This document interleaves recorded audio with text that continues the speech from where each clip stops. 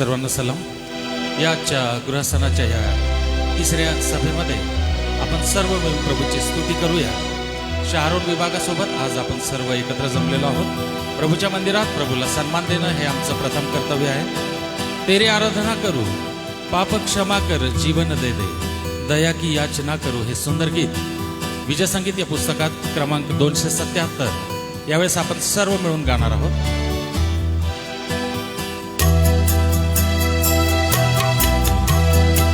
सूचना आहे, जे वरती बसलेले आहे त्यांनी कृपया खाली यावं आणि आपली उपस्थिती दाखवावी। वरती जे बसलेले आहे त्यांनी खाली यावं। लेकरांनी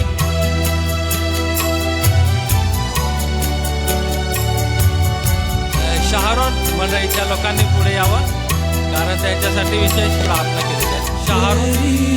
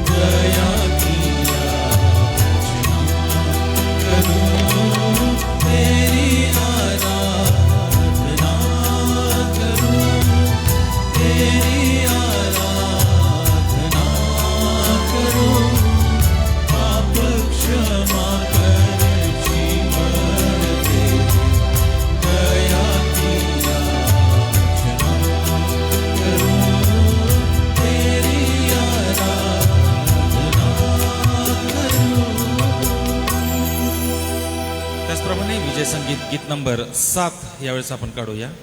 विजय संगीत गीत नंबर 7.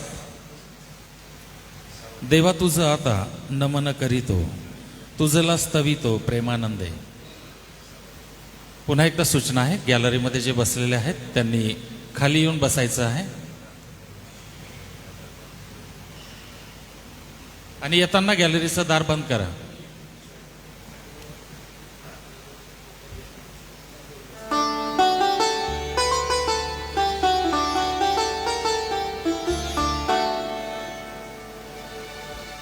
विजय संगीत गीत नंबर 7.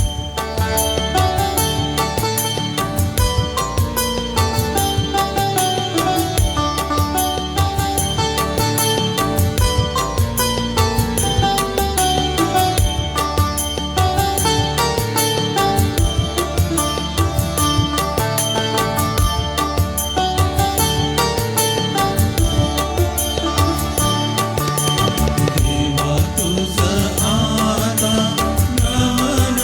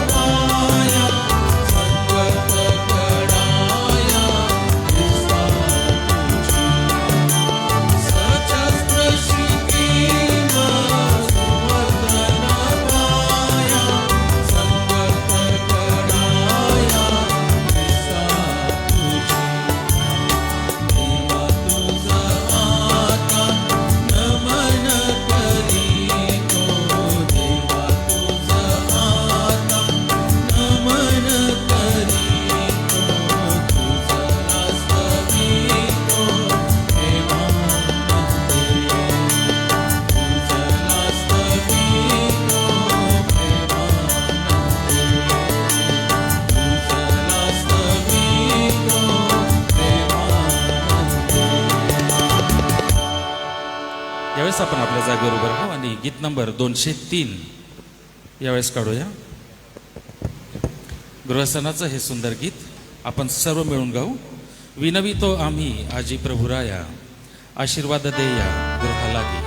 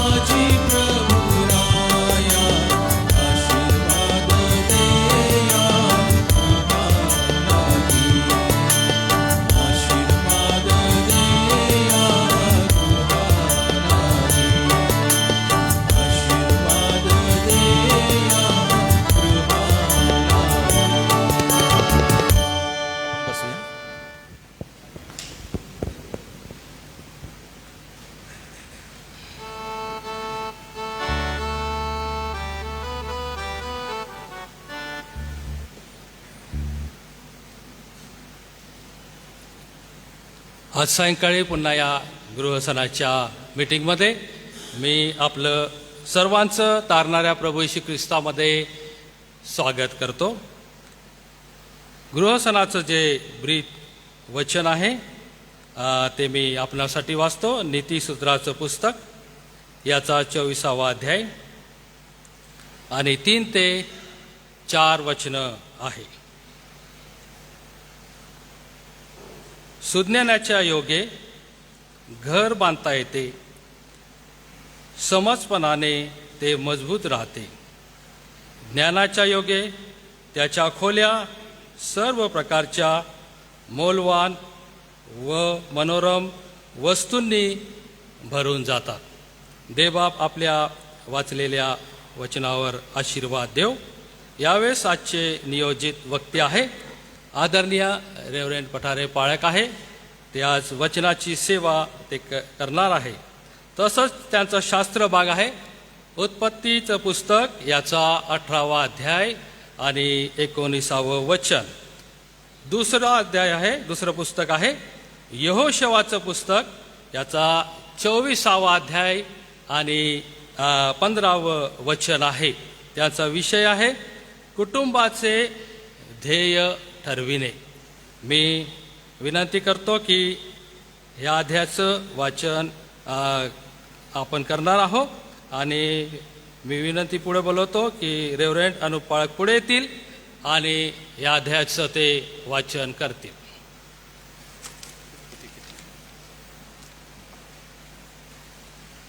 उत्पत्तीचा 18वा अध्याय आणि वचन 19 येण्याप्रमाणे. उत्पत्ती 18 वचन 19.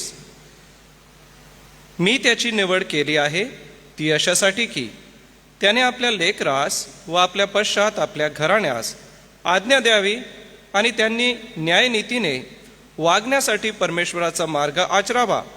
आणि हे अशासाठी की परमेश्वर अब्रामाविषयी जे बोलला ते त्याने त्यास प्राप्त करून द्यावे. दुसरा शास्त्रभाग आहे यहोशवा अध्याय 24 याचं वचन 14 आणि वचन 15. 14 ते 18. यहोशवा 24वा अध्याय 14 ते 18 येण्याप्रमाणे. तर आता परमेश्वराचे भय धरा, त्याची सेवा सात्विकतेने व खऱ्या मनाने करा आणि महानदी पलीकडे व मिसर देशात ज्या देवांची तुमच्या पूर्वजांनी सेवा केली ते टाकून देऊन परमेश्वराची सेवा करा. परमेश्वराची सेवा करणे हे तुम्हाला गैर दिसत असले तर तुम्ही कोणाची सेवा करणार हे आजच ठरवा. महानदी पलीकडे तुमच्या पूर्वजांनी ज्या देवांची सेवा केली त्यांची, किंवा तुम्ही राहत आहात त्या देशातल्या अमोऱ्यांच्या देवाची. मी आणि माझे घराणे तर परमेश्वराची सेवा करणार. तेव्हा लोकांनी उत्तर दिले, परमेश्वराचा त्याग करून अन्य देवांची सेवा करणे आमच्या हातून कदापि न घडो. कारण आमचा देव परमेश्वर यानेच आम्हाला व आमच्या पूर्वजांना मिसर देशातून दास्यगृहातून काढून आणले. त्यानेच आमच्या नजरेसमोर मोठमोठे चमत्कार केले आणि ज्या वाटेने आम्ही प्रवास केला आणि ज्या राष्ट्रांमधून आम्ही गेलो तेथे तेथे त्याने आमचे संरक्षण केले. आणि या देशात राहणाऱ्या अमोरी वगैरे सर्व लोकांना त्याने आमच्या पुढून घालवून दिले. आम्हीही परमेश्वराचीच सेवा करणार, कारण तोच आमचा देव आहे. देवबाप ही वचने आशीर्वादित करो. मी आपणा सगळ्यांच्या उपस्थितीमध्ये सन्माननीय रेव्हरंड चेच पठारे पाळक साहेबांचं पुन्हा एक वार स्वागत करतो व वचनाच्या सेवेसाठी मी त्यांना पुढे आमंत्रित करतो.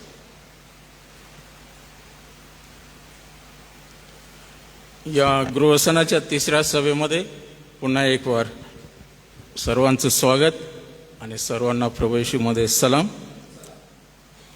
शारोन ग्रुप बरोबर आज सायंकाळची हे सभा होत आहे. आणखीन एक वचन आपण आजच्या संदेशाचं म्हणजे ऐकण्यासाठी आपण घेऊया. मत्तयाचं शुभवर्तमान 6वा अध्याय आणि 24वं वचन. मत्तय 6 आणि 24. कोणीही 2 धन्याची चाकरी करू शकत नाही, कारण तो एकाचा द्वेष करील व दुसऱ्यावर प्रीती करील, अथवा एकाशी एकनिष्ठतेने वागेल व दुसऱ्याला तुच्छ मानेल. तुम्ही देवाची आणि धनाची चाकरी करू शकत नाही. आणि आजचं जे आपलं विषय आहे, कुटुंबाचे ध्येय ठरवणे, किंवा यहोशुवाने जे आव्हान आपल्या इस्रायल प्रजेला केलं आणि त्याने म्हटलं, मी आणि माझं घराणं तर परमेश्वराचीच सेवा करणार. तुम्ही ठरवा तुम्ही कोणाची सेवा करणार. आणि मग ते महानदापलीकडच्या ज्या देवांना ते भजले, ज्यांना पूजलं, ज्याची आराधना केली, त्या देवांची सेवा करत राहाल की ज्या यहोवा परमेश्वराने आपल्यासमोर एवढे अद्भुत कृत्य केलेले आहेत, ज्या देवाने आम्हाला मुक्त केलेलं आहे त्या देवाची. आणि म्हणून या द्विधा मनस्थितीमध्ये त्यांनी राहू नये म्हणून यहोशुवाने स्वतःचं उदाहरण त्या ठिकाणी दिलं. त्याने म्हटलं, मी आणि माझं घराणं तर परमेश्वराचीच सेवा करणार. या गृहस्थानाच्या निमित्ताने आपण प्रत्येकाने आपल्या गृहाचं ध्येय उद्दिष्ट ठरवणं फार गरजेचं आहे. कशासाठी मी ख्रिस्ती झालेलो आहे, कशासाठी माझं कुटुंब हे ख्रिस्ती म्हणून आम्ही जीवन जगत आहोत. जर ध्येयविरहित आपण जीवन जगत असू तर आपण आधांतरीच कुठेतरी भटकत आहोत. परंतु जर आपण ध्येय मनी बाळगलं आणि ते ध्येय गाठण्याचा जर आपण निश्चयाने प्रयत्न केला तर त्याचा सुपरिणाम देवाचं गौरव होईल. आणि देवाने ज्या उद्देशाने कुटुंबाची स्थापना केलेली आहे, अनेक कुटुंब मिळून एक मोठा परिवार, एक मोठं घराणं, देवाची मंडळी तयार व्हावं. आणि म्हणून ह्या देवराज्यामध्ये हे अद्भुत रहस्य आहे. आता या गृहस्थानाच्या निमित्ताने घराबद्दल, कुटुंबाबद्दल, परिवाराबद्दल आणि या मोठ्या घराण्याबद्दल आपण विचार करत असताना प्रथमतः सण म्हटल्यानंतर सणामध्ये नेहमी आनंद असतो.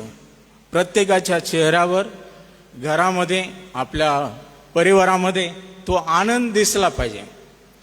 आता हा गृहसण बायबलमध्ये लिहिलेलं नाही की सण गृहसण साजरा करा, परंतु जुन्या करारामध्ये आपल्याला माहीत आहे की देवाने नियमशास्त्र दिल्यानंतर मोशेच्या द्वारे इस्रायल लोकांना ज्या आज्ञाविधी लावून दिले त्यामध्ये त्याने काही सण पाळायला लावले.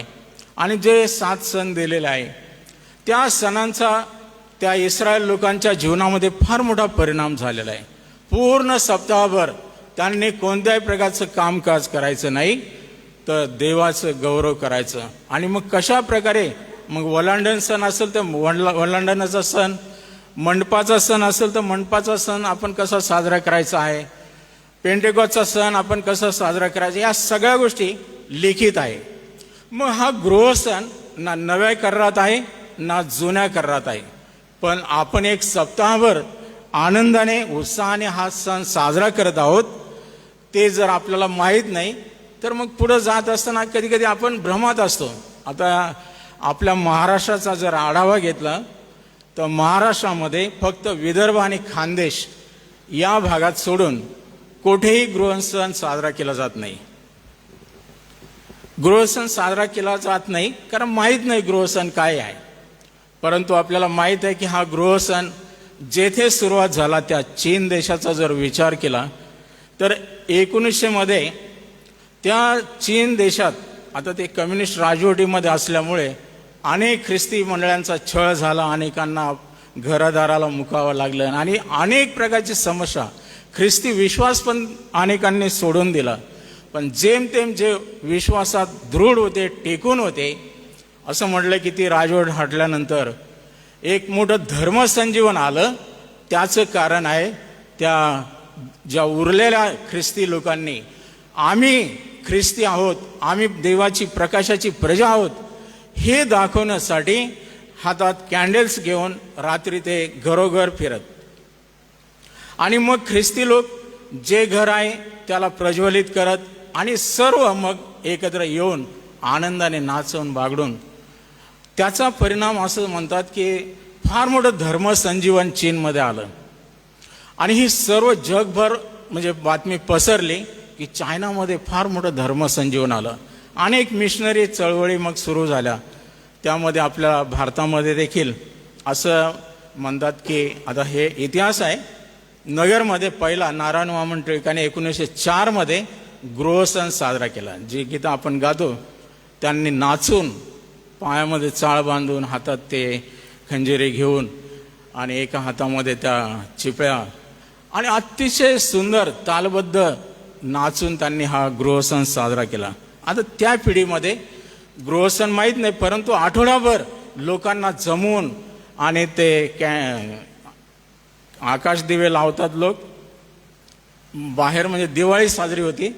परंतु आपल्या लोकांनी, नवीन ख्रिस्ती विश्वासणाऱ्यांनी न जाणून अजाणतेपणाने दिवाळी साजरी करू नये म्हणून त्यांना एक प्रकाशाचा आनंद मिळावा, हा सणाचा आनंद मिळावा म्हणून गृहसण स्थापला गेला. आता त्याचा आपल्या विदर्भ आणि खानदेशच्या मिशनऱ्यांनी चांगला फायदा करून घेतला. नवीन विश्वासणाऱ्यांना ह्या जुन्या धर्मातून कन्वर्ट केल्यानंतर आपण ख्रिस्ती झालेलो आहोत, आपण वेगळे आहोत.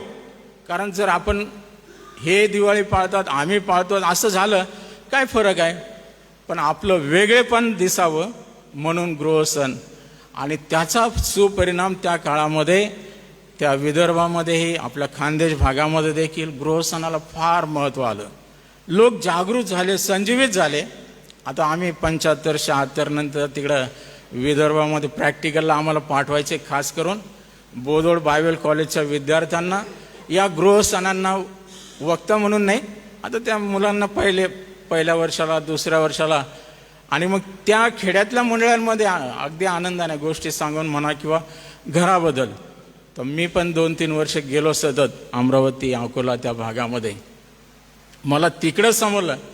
आणि मिस द्रोपा, मिस सॅनफर्ड नावाच्या त्या मिशनरी होत्या. अतिशय सुंदर मार्मिक त्या बोध करायच्या, म्हणजे वेद्या गृहामध्ये कशा असाव्यात, मग हे ख्रिस्ती गृह कसं असावं, आपली ठेवण, आपलं राहणीमान, आपलं विचारसरणी, आपलं वेगळेपण. आणि मग ती कंदील, आता आपण स्टार लावतो, क्रिसमस डेकोरेशन आता ते, परंतु आज ह्या काळामध्ये ह्या गोष्टी आपल्या लोकांना माहीत नाही, मंडळांना, पण आपण पाळत आहोत. सण आहे आणि त्या घरासंबंधाने, परिवारासंबंधाने आपण विचार करत असताना उद्देश विरहित आपण चालू नये. तर आपण प्रत्येकाने आपलं ध्येय ठरवलं पाहिजे, उद्देश ठरवला पाहिजे की माझा आणि माझ्या कुटुंबाचा उद्देश. यहोशुवाने जर आपल्यासमोर आव्हान ठेवलेलं आहे तर आपण या गृहसणाच्या निमित्ताने का ते स्वीकारू नये.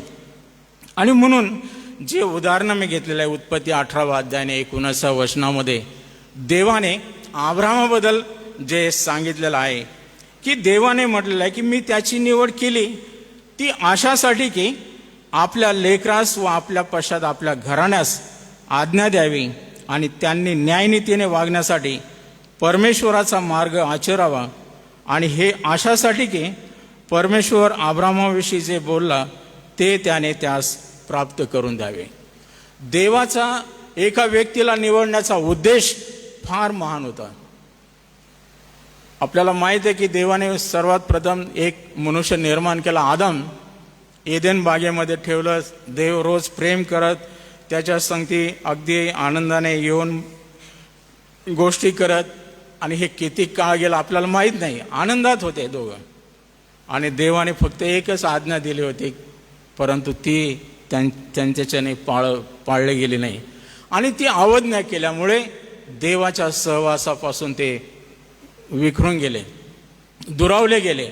त्यानंतर देवाने प्रत्येक पिढीमध्ये असं म्हटलं की त्या मनुष्याकडं, पहिल्या दिवशी आपल्या सभेमध्ये आपण अनुपळकांनी देव पाहतो या विषयावर त्यांनी अतिशय सुंदर बोध केला. देव कुटुंबाकडं, परिवाराकडं, व्यक्तीकडं कशा प्रकारे पाहतो. काल रात्री पण पळसाहेबांनी देवाला संतोषविणाऱ्या कुटुंबासंबंधाने फार सुंदर मार्मिक बोध केला. कुटुंब, परिवार, घराणं या संबंधाने देवाचा उद्देश निवडीमागे हा आहे की अब्राहामाला देवाने अब्राहामाविषयी म्हटलेलं आहे की मी त्याची निवड केली यासाठी की त्याने आपल्या लेकरास व आपल्या पश्चात आपल्या घराण्यास आज्ञा द्यावी. अनुवादाच्या पुस्तकात 6व्या अध्यायामध्ये मुलाबाळांवरती देवाने दिलेल्या आज्ञा, विधी त्या बिंबवाव्यात गिरवाव्यात, बसता उठता निसता त्याविषयी बोलत जावं, घराच्या कपाळपट्टीला, भिंतीला, फाटकांना, म्हणजे ह्या सतत त्यांच्या नजरेसमोर राहाव्यात. आणि यासाठी देवाने विश्वासणाऱ्यांना, आता कुटुंबाचा आपण पुढं विचार करत असताना जो कुटुंब प्रमुख आहे त्याला ती जबाबदारी दिलेली आहे. आणि जर आपण देवाच्या नियमाप्रमाणे आपली गृहसंहिता ठरवली, त्याप्रमाणे योग्य रीतीने आचरण केलं, तर ते परिवार, ते कुटुंब, ते घराणं निश्चित देवाची सेवा योग्य प्रकारे करू शकतं. म्हणून आज सायंकाळी आपण या सेवेसंबंधाने विचार करत असताना आता यहोशुवाने जे आव्हान ठेवलं, आता त्या काळात परमेश्वराची सेवा करणं म्हणजे, आज आपण सेवा करायचा विषय म्हटला किंवा नोकरी सोडा, घरदार सोडा आणि मग कुठंतरी खेड्यापाड्यात जाऊन सेवा करा, त्याग करा, असं कल्पना आहे. पण सेवा म्हणजे इस्रायल लोक देवाची सेवा करत होते अहोरात्र, कारण त्याच्या आज्ञा, विधी, नियम पाळत होते, त्याप्रमाणे चालत होते. आणि देवाची योजना आणि इच्छा आपल्या लेकरांबद्दल, आपल्या घराण्याबद्दल, आपल्या परिवाराबद्दल हीच आहे की त्यांनी न्यायनीतीने वागावं, परमेश्वराचा मार्ग आचरावा. आणि जे लोक अशा प्रकारे आचरण करणारे राहतील ते देवाची सेवा मनोभावे करू शकतात.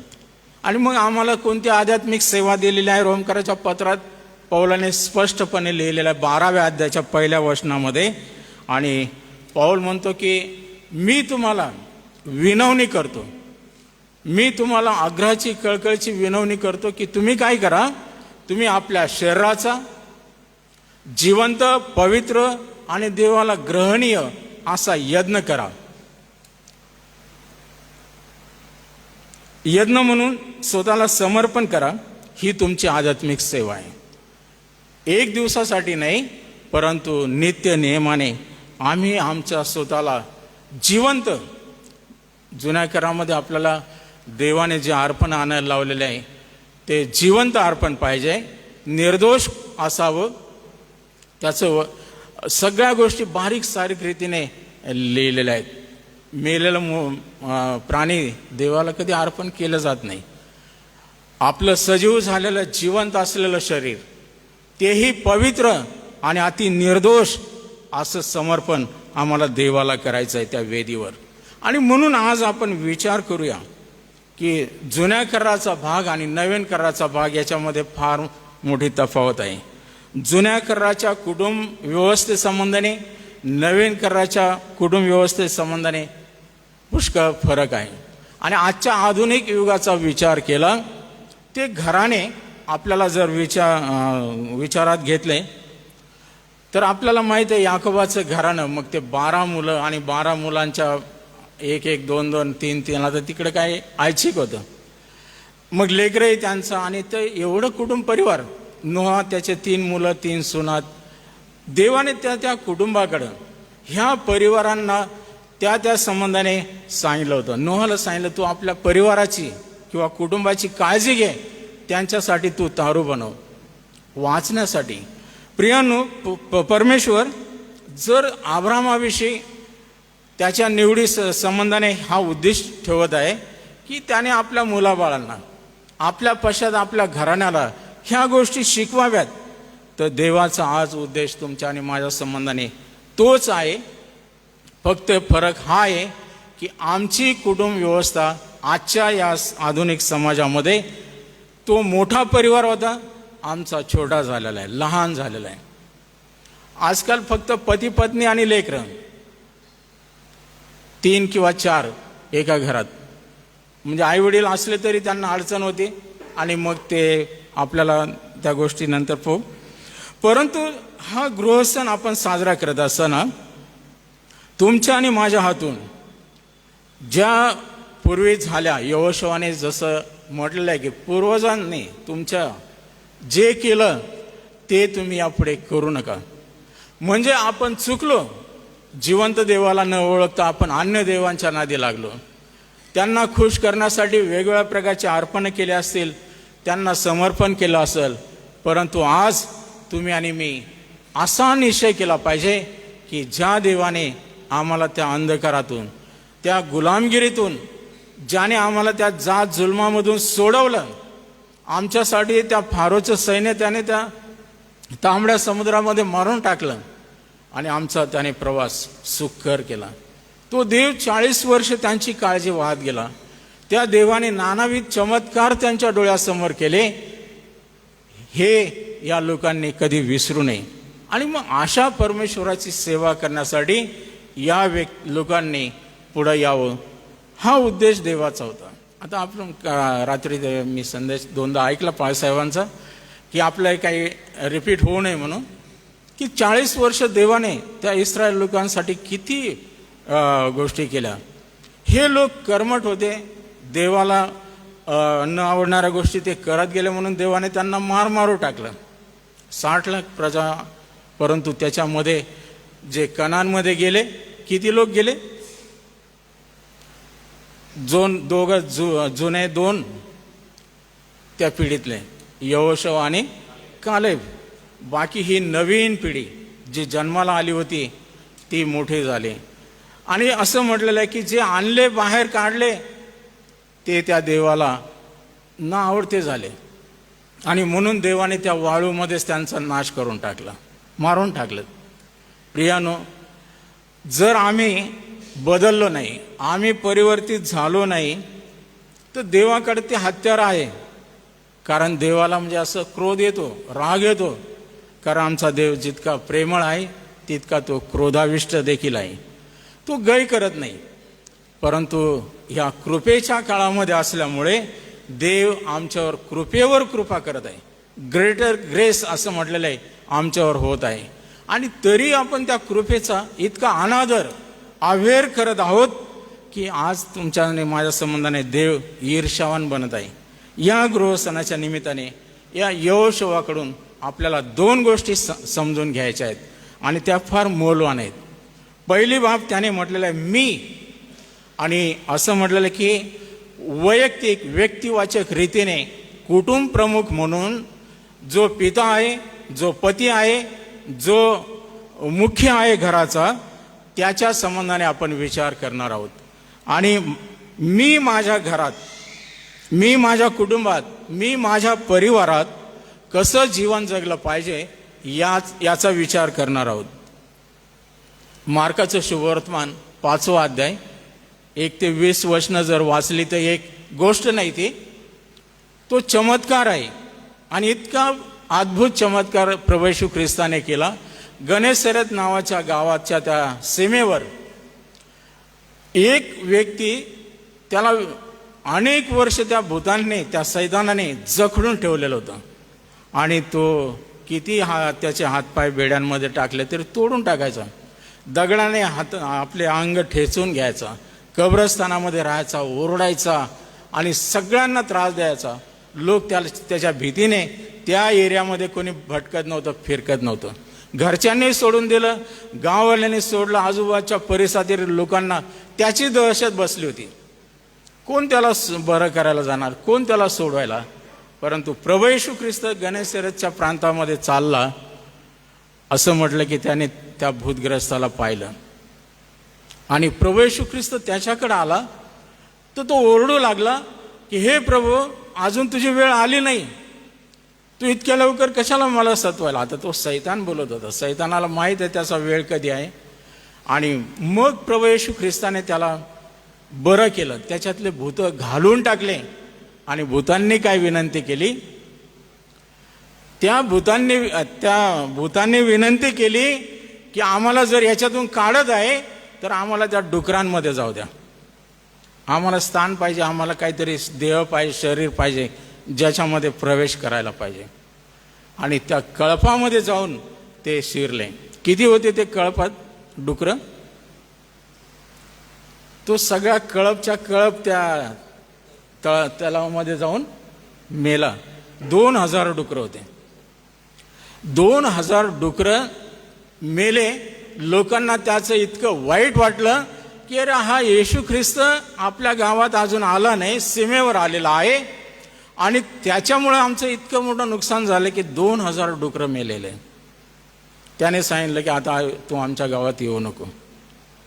हा बरा झालेला व्यक्ती, त्याच्याकडे त्यांनी पाहिलं नाही. हा सुधारलेला आहे, कपडे घातलेला आहे आणि व्यवस्थित बोलत आहे. तो व्यक्ती सुद्धा बरा झालेला येशू ख्रिस्ताला विनवणी करत आहे की प्रभू, आता मी बरा झालो, माझ्यातले भूत निघून गेलेले आहेत, मी शुद्धीवर आलेलो आहे, आता मला तुझ्याबरोबर येऊ दे, मला तुझ्याबरोबर राहायचं आहे. पण येशू ख्रिस्ताने काय म्हटलं? मला आपल्याजवळ राहू द्या. परंतु येशूने त्याला उत्तर दिले नाही. तर त्याला म्हटलं, तू आपल्या घरी आपल्या सोकियांकडे जा आणि प्रभूने तुझ्यासाठी केवढी मोठी कामे केली व तुझ्यावर कशी दया केली हे त्यांना सांग. त्या घरी जिथं कोणी सुवार्ता सांगायला जाऊ शकत नाही, जिथं येशू ख्रिस्ताला परवानगी नाही, मना केलेली आहे, तिथं जाण्यासाठी प्रभू येशू ख्रिस्ताने या बऱ्या झालेल्या व्यक्तीला म्हटलं, तू आपल्या घरी जा. आणि म्हणून असं म्हटलेलं आहे की मी माझ्या घरात असं जीवन जगलं पाहिजे की ते परिवर्तित, आणि असं म्हटलेलं आहे की ह्या परिवर्तित जीवनाचं आम्ही साक्ष दिली पाहिजे घरच्यांना.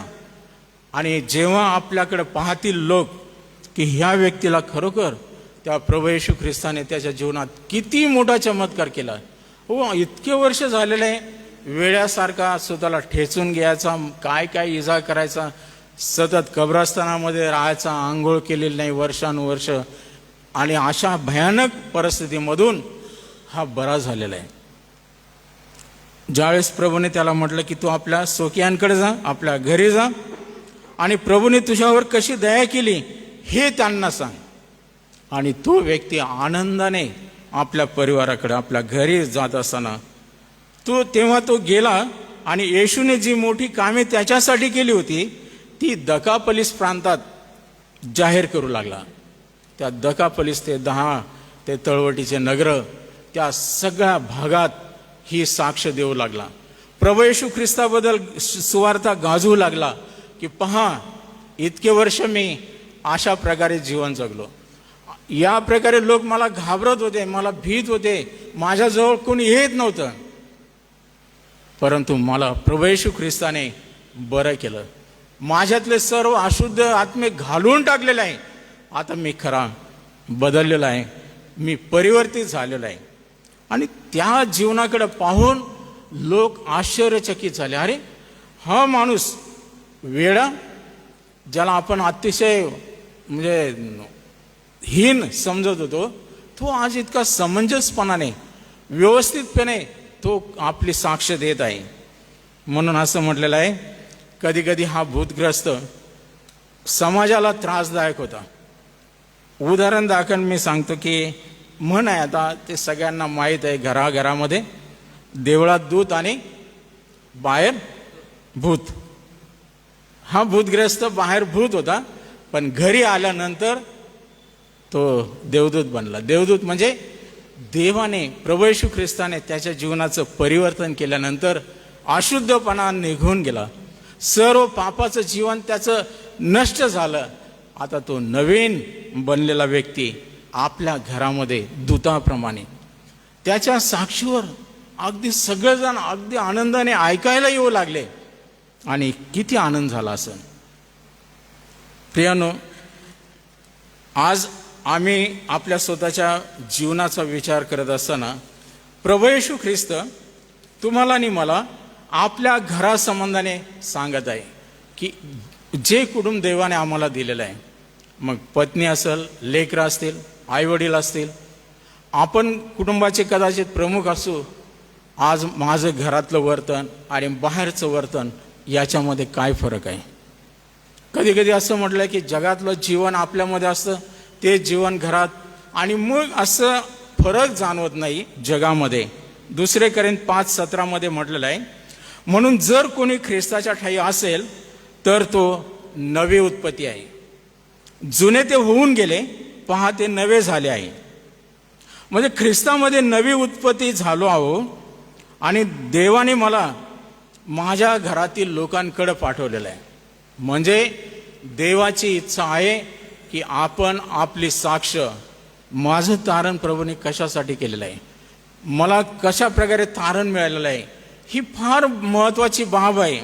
आणि ती घरात देण्यासाठी प्रभूने असं म्हटलं की दुसऱ्यांना पाठवलं नाही, आपल्याला वैयक्तिक रीतीने पाठवलेलं आहे. म्हणून नवी उत्पत्ती, नवीन जन्माचा अनुभव प्रत्येक कुटुंब प्रमुखाला असला पाहिजे.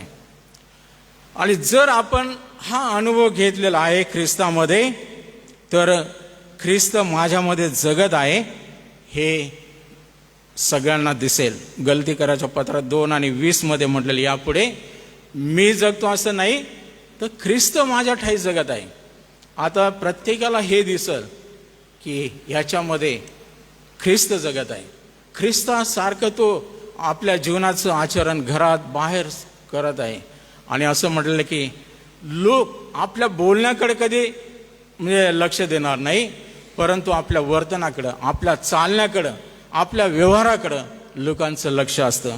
म्हणून आम्ही आमच्या घरातील लोकांबरोबर आमचं जीवन हे कसं असावं, तर असं म्हटलं की तारलेला व्यक्ती, परिवर्तित झालेला व्यक्ती, त्याला हे ओझं वाटलं पाहिजे की माझ्या पत्नीचं तारण व्हावं, माझ्या लेकरांचं तारण व्हावं. म्हणून तो सर्वात प्रथम आपल्या घरी जाऊन, देवाची ही इच्छा आहे. कारण देवाने म्हटलं की जर आपण प्रभू येशू ख्रिस्तावर विश्वास ठेवला तर प्रभू माझं आणि माझ्या घराण्याचं तो तारण करेल. तारलेलं कुटुंब प्रत्येक असावं ही देवाची इच्छा आहे. प्रत्येक कुटुंबाचं तारण व्हावं, यासाठी देवाने आपल्याला आणलेलं आहे ख्रिस्ती मंडळीमध्ये. आणि ख्रिस्ती कुटुंब म्हणून आपल्याला जर नाव मिळालेलं आहे, फक्त नावाचे ख्रिस्ती म्हणून नको आहेत. मंडळीच्या रेकॉर्डवरचे, रजिस्टरचे रेकॉर्डचे हे लोक नको आहेत. आम्हाला जीवनी पुस्तकामध्ये ज्यांचे नाव नोंदले गेलेले आहेत. मोशेला किती खात्री होती, जर देवा तू आमच्याबरोबर येणार नाही तर मी एक पाऊल पुढे टाकणार नाही. जर ह्यांची अधर्मांची तू क्षमा करणार नाही तर माझं नाव त्या जीवनाच्या पुस्तकातून खोडून टाक, इथपर्यंत खात्री होती. प्रियानो, आपल्याला रजिस्टर हे स्वर्गीय जीवनामध्ये, त्या स्वर्गामध्ये पण आहे. तिथं ते उघडले जातील त्यावेळेस आपलं नावच तिथं सापडणार आहे. मग कुठं फजिती आपली, ना इकडं ना तिकडं. आणि ती वेळ येऊ नये म्हणून मी जर तारलेला आहे, माझं जर प्रभूने परिवर्तन केलेलं आहे, तर देवाची इच्छा आहे की आपण आपल्या कुटुंबाला साक्ष बनावं. आणि देवाची इच्छा आहे की आपल्या पूर्ण परिवाराचं, कुटुंबाचं तारण व्हावं. आणि म्हणून ह्या व्यक्तीने आपल्या कुटुंबामध्ये फार जबाबदारीने वागावं. म्हणून त्याचं कर्तव्य हे आहे की देवावर प्रेम करत आहे. आता तो कधी देवावर प्रेम करणारा नव्हता, पण आता त्याने देवावर प्रेम करण्याचं ठरवलेलं आहे. इस्रायल लोकांना देवाने सर्वात प्रथम जे सांगितलं आहे की तू आपला देव परमेश्वर याजवर पूर्ण मनाने, पूर्ण जीवाने, पूर्ण शक्तीने प्रीती कर. आणि जसे आपल्यावर तसे आपल्या शेजाऱ्यावर प्रीती कर. आणि घरामध्ये ही प्रीती त्याच्यामधून इतकी ओसंडून वाहते. मग काय आहे त्याचं कर्तव्य? घरामध्ये त्याने नियमित प्रभूची भक्ती, आणि प्रभूची भक्ती आराधना सुरू करण्यासाठी प्रार्थनेची वेदी उभारावी. आणि ह्याला फार ख्रिस्ती कुटुंबामध्ये महत्त्व आहे. म्हणून ख्रिस्ती कुटुंबामध्ये प्रार्थनेची वेदी असावी. आणि म्हणून त्याला कौटुंबिक वेदी म्हणतात. ह्या वेद्या आता इस्रायल लोक ज्यावेळेस वेदी बनवत, 12 ते धुळ्याला एक 12 पत्थर नावाचं एक रोडला नावच आहे. आता ते विचार केला तर तिकडे यहुदी वस्ती होती, आणि म्हणून यहुदी लोक 12 दगड त्या 12 वंशाच्या नावाने, आणि मग त्या दगडावर, त्या वेदीवर ते अर्पण करतात, या देवाची भक्ती आराधना करतात. आपल्या ख्रिस्ती कुटुंबामध्ये असं म्हटलं की कौटुंबिक वेदी, याचा अर्थ फक्त आपण रविवारवर आपल्या उपासनेवर अवलंबून राहू नका. आपल्या दैनंदिन जीवनातल्या या कौटुंबिक वेदीला आम्ही निश्चय पुन्हा उभारायला सुरुवात केली पाहिजे. अब्रामाने वेदे बांधले, त्याने अनेक वेद्या बांधल्या. त्याचा मुलगा इसाक, त्याने आपल्या वडिलांचं प्रत्येक गोष्टी न्याहाळून पाहिल्या, त्याने देखील वेद्या बांधल्या. याकोबाने वेदी बांधले. मग नोह जलप्रलयातून बाहेर आलो, त्याने वेदी बांधली, देवाला अर्पण केलं. याचा अर्थ आपल्या ख्रिस्ती कुटुंबामध्ये प्रत्येक व्यक्तीचं वैयक्तिक रीतीने हे कर्तव्य आहे की प्रथम आपलं तारण साधून घ्यावं. आणि परिवर्तन झालेलं तारलेलं व्यक्ती त्या आपल्या घरामध्ये ह्या कौटुंबिक वेदीवर आपल्या लेकरांना, आपल्या कुटुंबाला तो नित्य ठेवणार, त्यांचं अर्पण करणार जिवंत. आणि जर एकेकाला रोज नित्य नेमाने या प्रार्थनेच्या वेदीवर आपण आणलं तर सैतान त्यांचं काहीच करू शकत नाही. त्यांची सर्व बंधनं सुटतील. आणि एवढंच नव्हे तर जे सर्वश्रेष्ठ आत्मिक आशीर्वाद आहेत ते आपल्या घरामध्ये वाहत राहतील. म्हणून असं म्हटलं की सर्व आत्मिक आशीर्वादाचं साधन हे आपलं कौटुंबिक वेदी आहे. आणि आपल्या कुटुंबाच्या कल्याणासाठी आपल्याला देवाने या गोष्टी करायला लावल्या आहेत. यामुळे आपल्या घरातलं वातावरण प्रीतिमय होईल, एकमेकाबरोबर ऐक्य निर्माण होईल. आपल्या कुटुंबाचं, आपल्या परिवाराचं जीवन हे परिवर्तित, एक तारलेलं, अरे आतापर्यंत इथं अशांतता होती, ही किती चमत्कार झाला, हा व्यक्ती बदलला, याच्या साक्षीमुळे त्याचं घर बदललं आणि ते घरानं नित्यनेमाने देवावर प्रेम करतं, देवाच्या आज्ञा पाळत आहेत, ते ख्रिस्ताची प्रीती शेजाऱ्या पाजाऱ्यांवर करत आहेत. आणि म्हणून असं म्हटलं की त्याची साक्ष आपोआप इतरांवर पडेल आणि लोक ते अनुकरण करायला लागतील. आपल्या कुटुंबाचं, परिवाराचं जीवन हे सुखमय, शुद्ध आणि पवित्र देव करेल. म्हणून या गृहस्थानाच्या निमित्ताने वैयक्तिक रीतीने यहोशुआ म्हणतो की मी सेवा करेल प्रभूची. मी याचा अर्थ आपण जे ख्रिस्ती प्रमुख आहोत, कुटुंबाचे वडीलधारी जन आहोत, ते आपलं कर्तव्य आहे की प्रथमतः आपलं स्वतःचं नीट परिवर्तन करून घ्या, तारणाची खात्री करून घ्या, आपल्या कुटुंबाकडे लक्ष द्या. आणि त्या प्रत्येक लेकराच्या तारणासाठी तुम्ही रोज अश्रू ढाळा, त्या वेदीवर रोज अर्पण करा आणि देवाला त्याच्याने संतोष होईल. आणि देव त्या घराण्यावर आशीर्वादाचा ओघ तो आपोआप देणार आहे. ह्या ख्रिस्ती कुटुंबाला असं म्हटलं, आता वैयक्तिक जीवना संबंधाने झाला, आता आपल्या कुटुंबाकडं की एक कुटुंब, एक व्यक्ती परिवर्तित झाला आणि त्याने आपल्या गृहामध्ये या प्रकारे चैतन्य आणलेलं आहे, हे नाविन्य आणलं. म्हणून असं कुटुंब आदर्श ख्रिस्ती कुटुंब बनतं. आणि म्हणून आज आदर्श ख्रिस्ती कुटुंबाची संकल्पना आपल्यासमोर मांडत असताना कुटुंब आणि कौटुंबिक जीवन हे प्रत्येक व्यक्तीच्या जीवनामध्ये अतिशय महत्त्वाची बाब आहे. कुटुंब आणि कौटुंबिक जीवन जर आपण विचार केला, जे अनाथ आहेत, ज्यांना या गोष्टी लाभलेल्या नाहीत,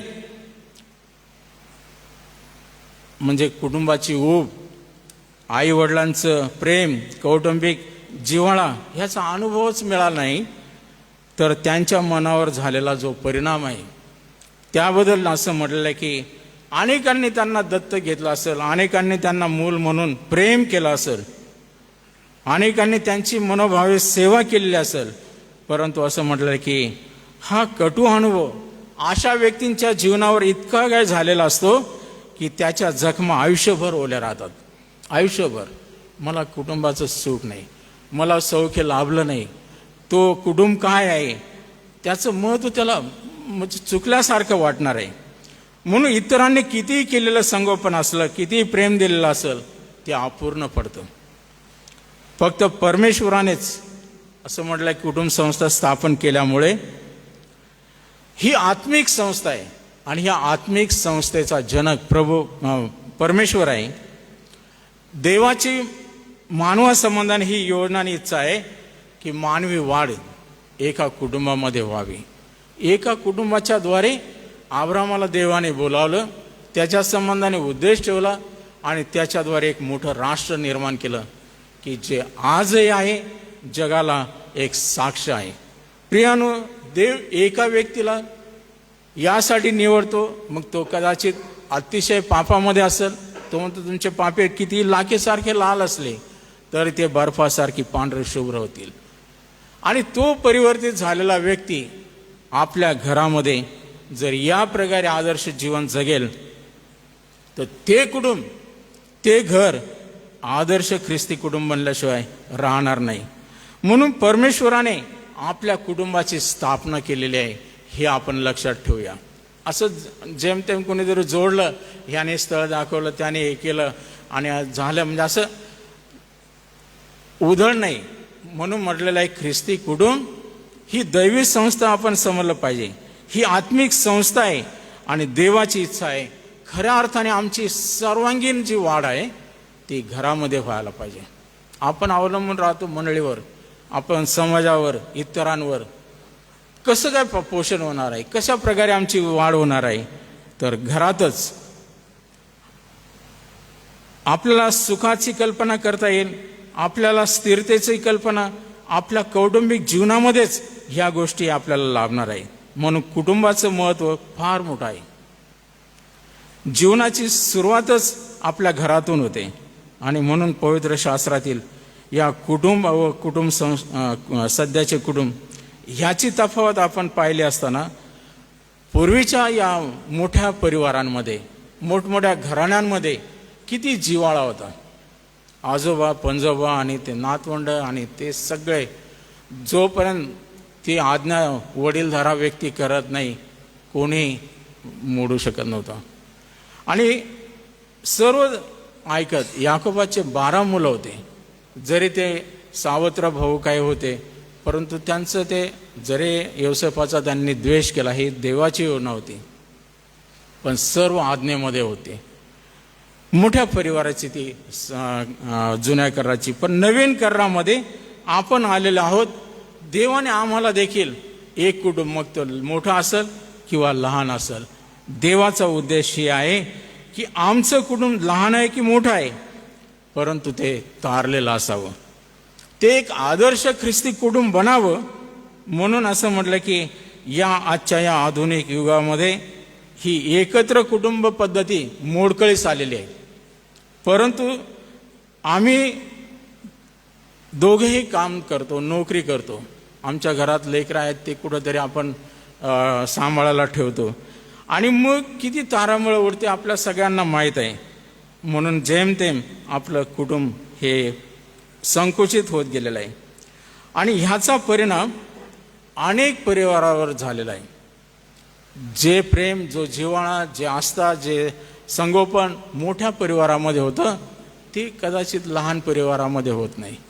त्या कुटुंब नियोजनाच्या त्या त्रिकोणामध्ये जर विचार केला तर तो उलटा त्रिकोण आहे आणि ते म्हटलेलं आहे की कुटुंब लहान, सुख महान. हे फक्त ते सांगण्यासाठी, हे जनगणना लोकसंख्या कमी करण्यासाठी. परंतु असं म्हटलं की कुटुंब जितकं महान तितके मोठमोठे सुख, आशीर्वाद त्यामध्ये महान आहेत. आणि ह्या परिवाराच्या दृष्टीने विचार करत असताना जगिक परिवारांचा किंवा कुटुंबाचा जर आपण विचार केला तर जगाची कल्पना ही आहे की जगाच्या दृष्टीने कुटुंब आणि कौटुंबिक जीवनाचे महत्त्व फार कमी होऊन गेलेले आहे. आज असं म्हटलं कशाला लग्न करायचं, असंच राहा, काय लेकरांचं गरज नाही. आणि हळूहळू सैतानाने ती कुटुंब संस्था अगदी बर्बाद करून टाकायचं चालवलं आहे. आम्हाला जगाच्या दृष्टिकोनातून न पाहता देवाच्या दृष्टिकोनातून, पवित्र शास्त्राच्या दृष्टिकोनातून आपल्या कुटुंबाकडे पाहायचं आहे. आणि जर देवाचा दृष्टिकोन आपल्या कुटुंबासंबंधाने हा आहे की एका कुटुंबामध्ये, आपल्या घरामध्येच आपलं सर्वांगीण वाढ व्हावी, सर्वांगीण विकास व्हावा, आपलं पालन पोषण व्हावं, तर ते घर किती आदर्श असावं. परमेश्वराच्या दृष्टीने जे कुटुंब किंवा कौटुंबिक जीवनाचं महत्त्व जाणतात, असं म्हटलं की त्या लोकांनाच या गोष्टी समजणार आहे. ख्रिस्ती कुटुंब आदर्श असावं, परंतु ख्रिस्ती कुटुंब तारलेलं असावं. आणि हे यासाठी दिलेलं आहे की ख्रिस्ताचं कुटुंब किंवा ख्रिस्ती कुटुंब मंडळीचा आवश्यक भाग आहे. देवाने अनेक कुटुंबांची मिळून मंडळी बनवलेली आहे आणि अनेक कुटुंबांना एक मोठं घर समजलेलं आहे. म्हणून मंडळीत आणि समाजामध्ये ख्रिस्ती कुटुंबाचं महत्त्व फार वाढलेलं आहे. ख्रिस्ती कुटुंबाशिवाय मंडळीचं जीवन, त्याची वाढ होऊ शकत नाही किंवा विकास होऊ शकत नाही. आज मंडळा खिळखिळा का झालेल्या आहेत? मंडळांमध्ये, कुटुंबांमध्ये तारणच नाही. ते ढासळून गेलेलं आहे. त्याच्याविषयी आपण ब्रशब्द बोलत नाही. फक्त ख्रिस्ती आहे ना बास नामधारी. खरे ख्रिस्ती, त्याच्यामध्ये आदर्श ख्रिस्ती बनायचं आहे तर आम्हाला तारणाकडं आपलं लक्ष केंद्रित केलं पाहिजे. आदर्श ख्रिस्ती कुटुंबाची लक्षणं त्याबद्दल असं लिहिलेलं आहे की केवळ तारण पावलेले पती पत्नीच आपल्या कुटुंबाची बांधणी करू शकतात योग्य प्रकारे. त्यांना समजतं की माझा पती तारलेला आहे, पत्नी तारण पावलेली आहे. आता त्या पौलाने काही पत्रांमध्ये उल्लेख केला आहे की पत्नी विधर्मी असेल तर त्या पतीच्या विश्वासाने ती तारली जाईल, किंवा पती विधर्मी असेल तर पत्नी. तसं सगळीकडे नाही. त्या काळात जे ख्रिस्ती झाले त्यांच्या संबंधाने त्याने म्हटलेलं आहे, हे पत्नी कदाचित तुझ्या चांगल्या आचरणाने, तुझ्या विश्वासाने त्याचं तारण होईल किंवा तिचं तारण होईल. देवाची इच्छा आहे की आमच्यामुळं आपल्या लेकरांचं, आपल्या पत्नीचं, आपल्या पतीचं, आपल्या घराण्याचं तारण व्हावं. आणि त्यासाठी लक्षण हे आहे की जो प्रमुख आहे तो तारला पाहिजे. म्हणून ख्रिस्त त्या कुटुंबाचा प्रमुख आहे. सर्व अधिकार आम्ही त्याचा मानला पाहिजे, त्याच्यावर प्रेम केलं पाहिजे, त्याची भक्ती केली पाहिजे. आणि तेव्हा आम्हाला एकमेकावर प्रीती करता येईल, एकमेकाबरोबर आपल्याला निष्ठापूर्वक राहता येईल. आणि खऱ्या अर्थाने या प्रेमाने आपल्या घरातल्या सर्व समस्या अडचणी सोडवल्या जातात. हे आदर्श ख्रिस्ती कुटुंब ज्यावेळेस ह्या सर्व गोष्टी प्रभूच्या वचनाप्रमाणे करतात, त्यांना प्रभूची सेवा करायला देव पाचारण करतो. नाही तर उगीच कोणाला उठून प्रभू म्हणणार नाही की तुम्ही माझी सेवा करा. प्रभूला देखील ते पात्र, उपयोगी पात्र बनावं. म्हणून ते शुद्ध पवित्र असलं पाहिजे, ते स्वामीला आवडणारं पाहिजे. म्हणून प्रियांनो, आज तुम्ही आणि मी आपल्या घराचा विचार करत असताना प्रथम स्वतःचा विचार करा. यहोशुवाने म्हटलं मी, आणि मग त्याने म्हटलं माझं घराणं. जर मी आदर्श जीवन जगतो तर मला माझ्या कुटुंबासाठी ही उभारणी करता येईल. मी चांगलं घर, माझं कुटुंब मी बांधू शकतो. आणि त्यासाठी आम्हाला ख्रिस्त, तो आपल्या घराचा मस्तक, तो पुढारी, तो प्रमुख, त्याचा अधिकार आपण मानतो. आणि मग हेच आदर्श कुटुंब आहे की जे आपल्या कुटुंब प्रमुखाला मस्तक समजतं. नाही तर आज घरामध्ये तो मान गेला त्या, आणि असं म्हटलं की कधी कधी खालीवर होऊन गेलेला आहे. त्या गोष्टीमुळे आपल्या कुटुंबाची रचना ढासळत चाललेली आहे. आपली गृहसंहिता, आपण ज्या पुस्तकांचे अध्ययन करतो त्यामध्ये त्याचं फार सुंदर पौलाने विश्लेषण केलेलं आहे, शिक्षण दिलेलं आहे. आज तुम्ही आणि मी आपल्या घराची रचना या प्रकारे परत एकदा नीट करून घ्या की पिता किंवा पती असेल तोच घराचा प्रमुख असावा, त्याचाच अधिकार घरामध्ये चालावा, त्यानेच आपल्या मुलाबाळांना योग्य रीतीचं शिक्षण दिलं पाहिजे. आणि असं म्हटलं की तो स्वतः आदरणीय असला पाहिजे. तो इतरांचा आदर करणारा असावा, आदरातिथ्य करणारा देखील तो असावा. आणि त्याचा अब्राहामाप्रमाणे सतत इतरांची मदत करण्यासाठी धावणारा असावा. अब्राहामाने दुपारी अगदी उन्हात त्या झाडाखाली झोपला होता आणि 2 वाटसरू 3 वाटसरू जाताना दिसले. त्यांना आडवा गेला आणि चला माझ्या घरी, एक तांब्यावर पाणी प्या, मग तुम्हाला जेवण, आणि किती अगदी इतके आग्रह करू तो खाऊ घालत होता.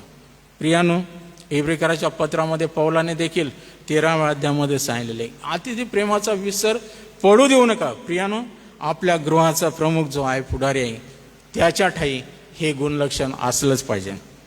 मग सोबतच ती पत्नी आली आणि हा गृहाचा जो क्रम आहे, तो पत्नीचा जो दर्जा आहे, असं म्हटलेलं की पत्नीला पवित्र शास्त्र काय म्हटलेलं आहे, ती आपल्या पतीचा मुकुट आहे. पत्नीने आपल्या पतीला या प्रकारे आदर करावा, ती कुटुंबाप्रती आपल्या पतीप्रती समर्पित राहावी आणि तिने बुद्धिमान असावं. या सद्गुणी स्त्रियांबद्दल, या आदर्श मातांबद्दल आपल्याला नीतिसूत्राच्या पुस्तकात कितीतरी शिक्षण दिलेलं आहे. आणि अशी बुद्धिमान, अशी समर्पित जी स्त्री आहे ती आपल्या पतीचा मुकुट बनून राहते. ती सतत आपल्या कुटुंबासाठीच चिंता काळजी करत राहते, श्रम करत राहते, कष्ट करत राहते. आणि असं म्हटलं की तिच्या जीवनाच्या केंद्रस्थानी केवळ ख्रिस्ताची प्रीती राहते. किती कष्ट पडो ती थकले भागलेले वाटणार नाही. आपल्या मुलाबाळासाठी, आपल्या पतीसाठी जितकं करता येईल तितकं करत राहील. इतरांच्यासाठी मदतीचा हात देईल आणि शालीनता हेच तिचं वस्त्र आहे. असं म्हटलं की अशा स्त्रिया आपल्या कुटुंबामध्ये असाव्यात. ती नाजूक पात्र आहे म्हणून पुरुषाने तिच्याशी तसा व्यवहार करावा. म्हणजे असं म्हटलं की काचेसारखं, काचेचा प्याला आपण बारीक रीतीने जरी आवाज दिला किंवा त्याला टच केलं तर फुटू शकतं. तिचा आदर इतका केला पाहिजे की ती नाजूक पात्र आहे. देवाने आमच्यासाठी ती सहचार्याने दिलेली आहे आणि म्हणून त्या प्रकारचं अगदी संबंध असावा. ती शांत राहून सर्व काही शिकते. हे आपल्या गृहिणीचं, पत्नीचं कर्तव्य कुटुंबामध्ये. मग लेकरांचं जर पाहिलं ते आदर्श कुटुंबाची लक्षणांमध्ये स्तोत्र 127:3 मध्ये म्हटलेले 5 संतती परमेश्वराने दिलेलं धन आहे. पुढचं फळ ही त्याची देणगी आहे.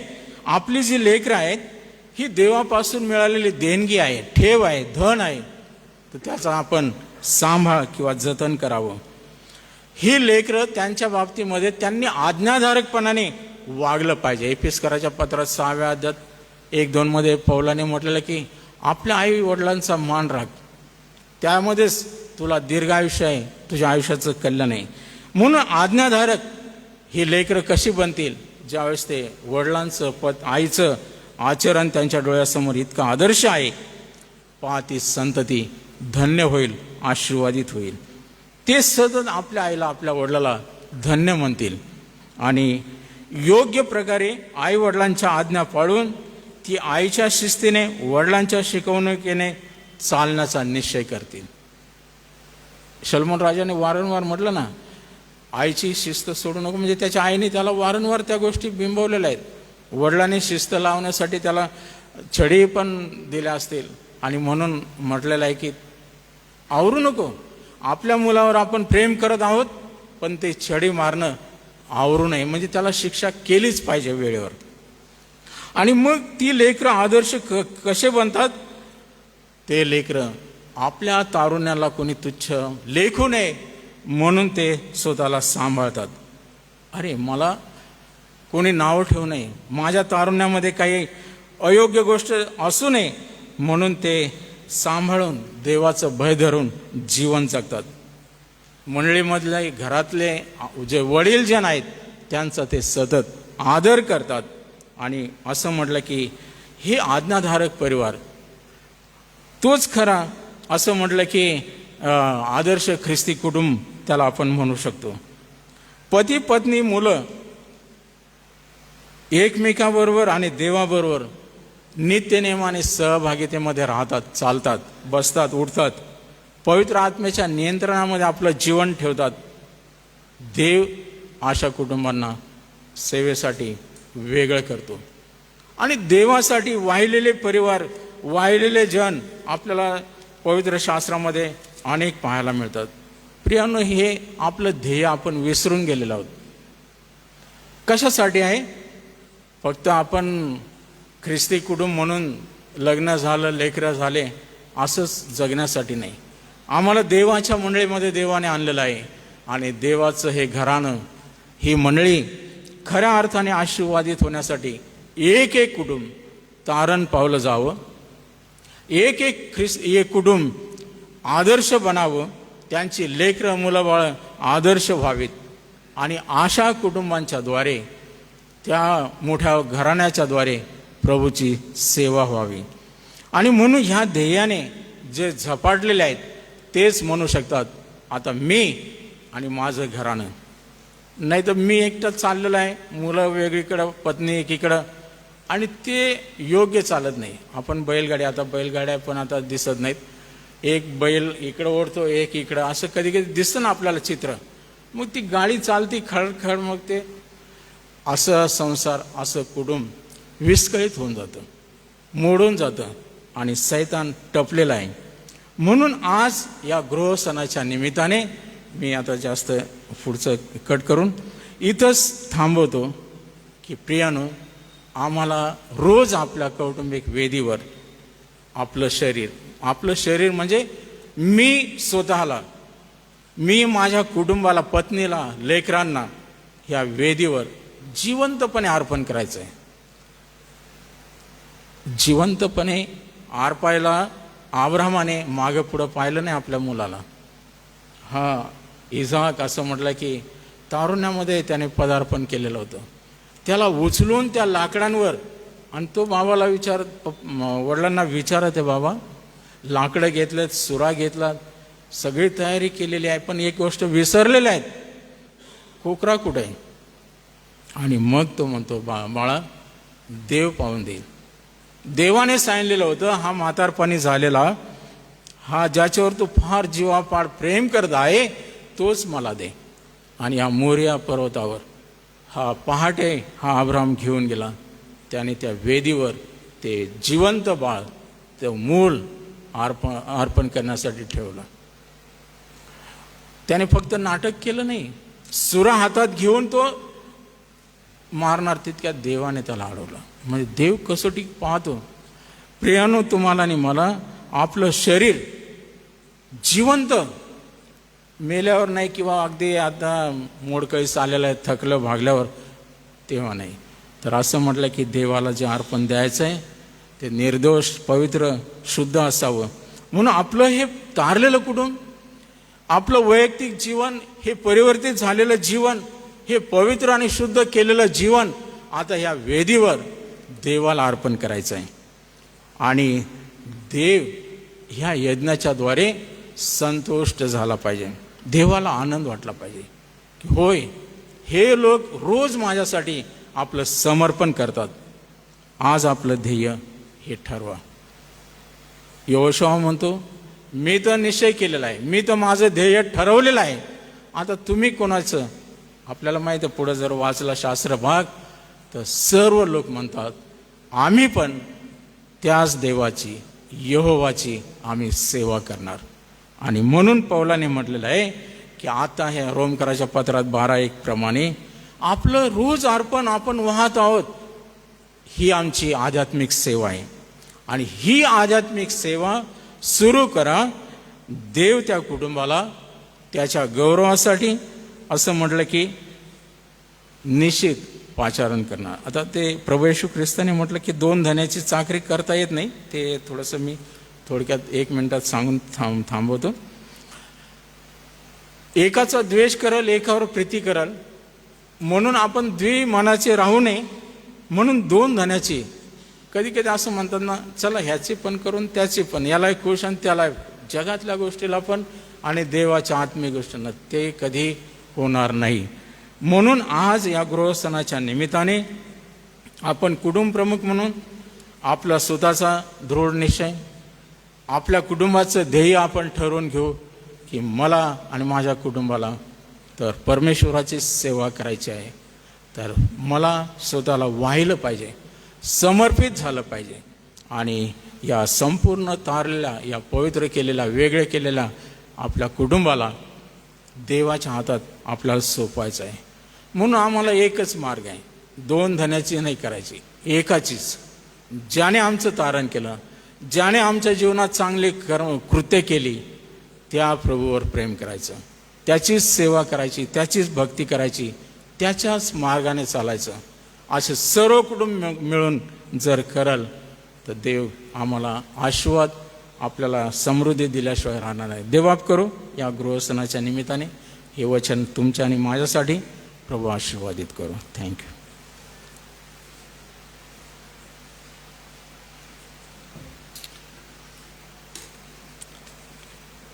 आजच्या या ग्रहस्थानाच्या सभेमध्ये अतिशय सुंदर आणि आशीर्वादित वचन आम्ही ऐकलेलं आहे.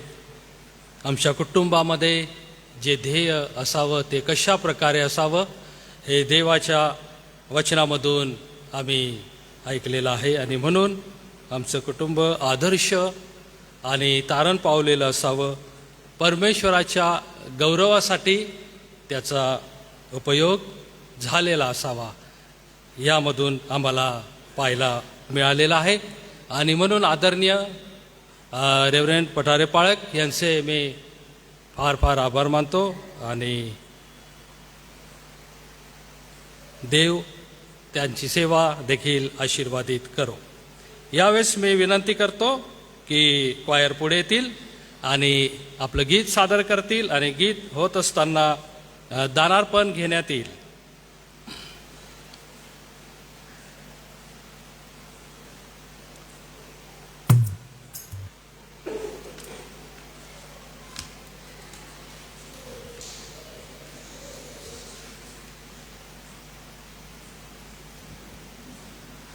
हॅलो. विजय संगीत गीत नंबर 201 यावेळेस आपण काढूया. आनंदे आनंदे स्तव ख्रिस्ताला, ख्रिस्त येशू गृही विराजे दाऊ सकलांना.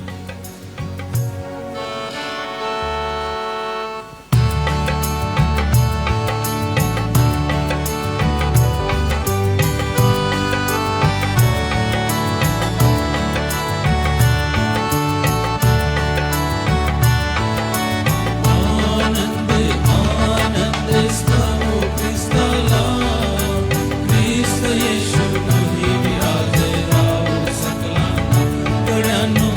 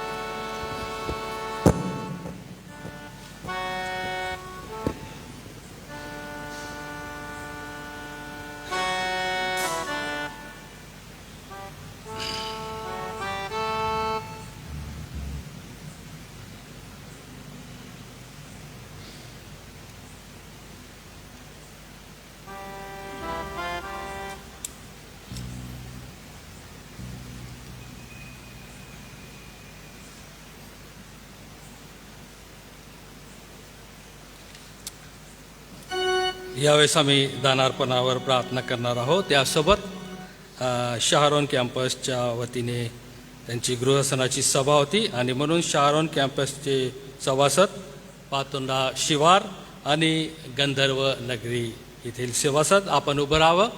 आपल्यासाठी विशेष प्रार्थना केली जाईल. शहारोन कॅम्पस, पातोंडा शिवार आणि गंधर्व नगरी आपण सर्व उभं राहावं. आपल्यासाठी विशेष प्रार्थना केली जाईल. मी विनंती करतो की दानार्पणावर आणि या सर्व सभासदांसाठी आदरणीय रेव्हरंट अनुप पाळक पुढे येतील आणि प्रार्थना ते करतील. प्रार्थना करूया. हे दयाळू दयाधन परमेश्वर पित्या, या पवित्र वचनांसाठी आम्ही आभार मानतो. तुझी आम्ही स्तुती करीतो, कारण की प्रभू तुझ्या प्रिय दासा करवी ही पवित्र आणि सुमधुर वचनं तू आमच्या कानी दिलीस. आम्ही वैयक्तिक रीतीने आमच्या कुटुंबासाठी काय करीत आहोत व आमच्या कुटुंबाच्या वतीने तुझ्यासाठी कशा रीतीने सेवा करीत आहोत. प्रभू यहोशुवाने मोठ्या हिमतीने, मोठ्या विश्वासाने आणि मोठ्या नियोजनाने म्हटलं की मी आणि माझं घरानं तर परमेश्वराची सेवा करणार. परंतु यासोबतच लोकांसमोर त्याने प्रश्न देखील उपस्थित केला की तुम्ही कोणाची सेवा करणार. आणि आज या पवित्र वचनाच्याद्वारे प्रभू आम्हास हे कळून आलं की आम्हाला केवळ तुझी सेवा करायची आहे. या पवित्र वचनांसाठी पुन्हा एक वार प्रभू आम्ही तुला धन्यवाद देतो. यासोबतच देवबापा, या ठिकाणी जमलेला संपूर्ण समूह जो आहे तुझ्या विश्वासाने एकत्र जमलेला आहे प्रभू, त्या विश्वासाला प्रभू अधिक मजबूत करण्यासाठी, अधिक बळकट करण्यासाठी गृहसनाच्या या दिवसांमध्ये आजच्या सभेद्वारे देखील प्रभू तू आम्हा येथे जमलेल्या प्रत्येकाच्या मनाची भेट घेतली, म्हणून आम्ही तुझा आभार मानतो. दयाळू परमेश्वरा, तुझ्या गौरवी सेवा कार्यासाठी जे अर्पण केलेलं आहे ते हे धन तू आपल्या हाती घे. याद्वारे अनेकांचं तारण साधावं, अनेकांपर्यंत पवित्र वचन पोचावं. तुझी सुवार्ता गाजवण्यासाठी या धनाचा परमेश्वरा तू उपयोग करून घे. यासोबतच तुझी सेवा करणाऱ्या सेवक वर्गांच्या गरजा याद्वारे पुरवल्या जाऊ दे, अशी ही विनंती आम्ही तुझ्या चरणी करतो. देणाऱ्या प्रत्येकाला प्रभू तुझ्या अद्भुत आशीर्वादाने भरून टाक. आणि देवबापा, ज्यांना देता आलं नाही त्यांना देण्यासाठी तुझी कृपा पुरवावीस, अशी विनंती आज आम्ही करतो.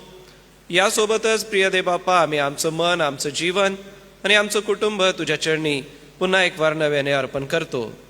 विभागवार होत असलेल्या या प्रार्थना सभांमध्ये आज शारोन कॅम्पस, पाटोंदा शिवार, गंधर्व नगरी व तत्सम परिसर जो आहे त्या परिसरातल्या उभ्या असलेल्या या सर्व कुटुंबांसाठी देवबापा आम्ही धन्यवाद देतो. प्रत्येक कुटुंबामध्ये तुझी उपस्थिती असू दे आणि प्रत्येक कुटुंबामध्ये तुझी वेदी बांधली जाऊ दे. आणि त्या वेदीवरती आम्ही आमच्या स्वतःचा जिवंत, पवित्र व तुला आवडणारा उत्तम आणि ग्रहणीय यज्ञ अर्पण करावा, यासाठी आम्ही प्रार्थना करतो. उपस्थित सर्वच कुटुंब देवबापा, प्रत्येक कुटुंबाला तुझी कृपा दे, तुझं भय तू दे, तुझी आज्ञा पालन करण्याची शक्ती तू दे. आणि देवबापा, तुझ्या पवित्र वचनानुसार जीवन जगून स्वतःच्या जीवनाची बांधणी करावी, म्हणून जमलेल्या प्रत्येक कुटुंबाला व जे प्रियजन उभे आहेत त्या सगळ्याच कुटुंबांना तू मजबूत करावंस. कारण परमेश्वरा, गृहसन याद्वारे आम्ही तो विश्वास जाहीर करतो.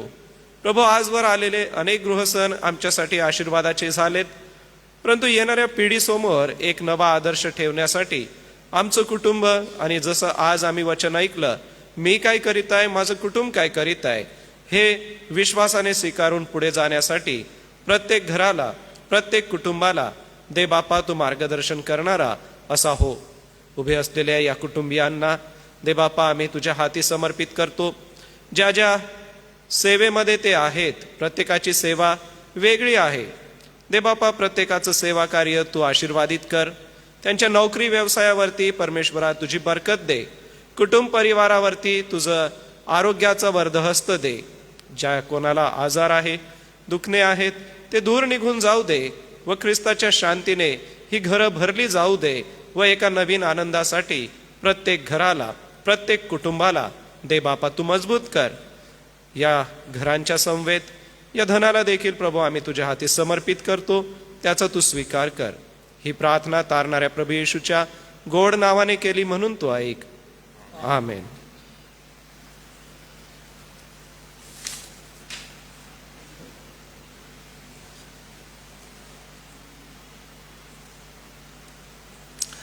काही सूचना आहे.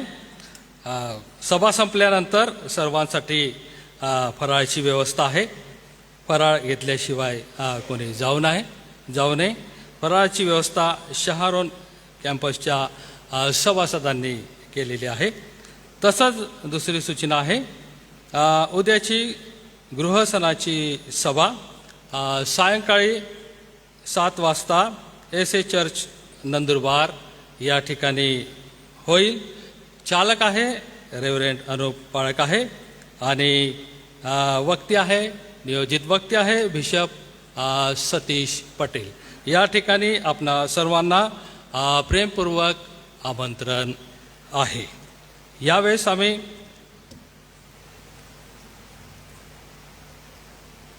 उभं राहणार आहोत आणि प्रभूची प्रार्थना आम्ही म्हणणार आहोत.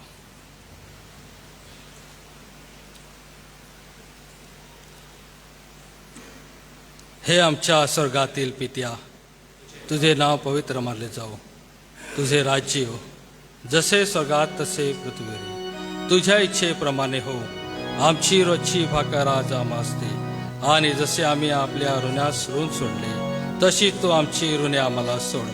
आणि आम्हाला परीक्षेत नकोस, तर आम्हाला उलटावून सोडव. कारण की राज्य, सामर्थ्य, गौरव ही सर्व काळ तुझीच आहे. शेवटचा आशीर्वाद आदरणीय RK वळवी पाळक साहेब पुढे येतील आणि शेवटचा आशीर्वाद ते देतील. आणि मग शेवटचं गीत आम्ही गाणार आहोत. एकमेकाला भेटून आम्ही जाणार आहोत.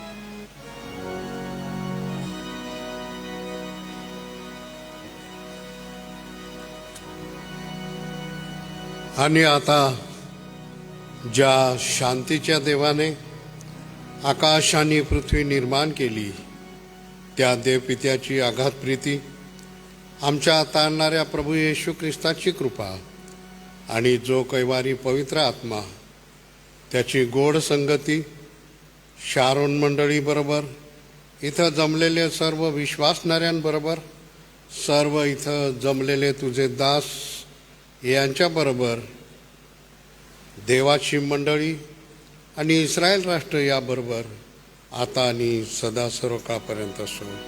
आमेन.